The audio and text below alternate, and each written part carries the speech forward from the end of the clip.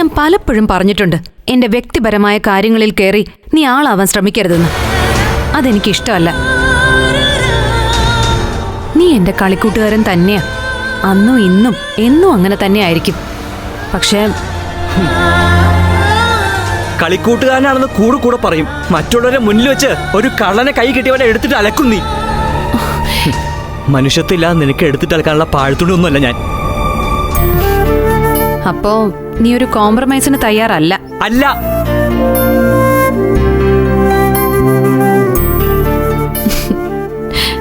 നോക്ക്, നീ 4ാം ക്ലാസ്സിൽ 2 തവണ തോറ്റതുകൊണ്ടാണ് ഞാൻ നിന്റെ മുന്നിലെത്തിയെന്ന് നിനക്ക് ഓർമ്മ വേണം.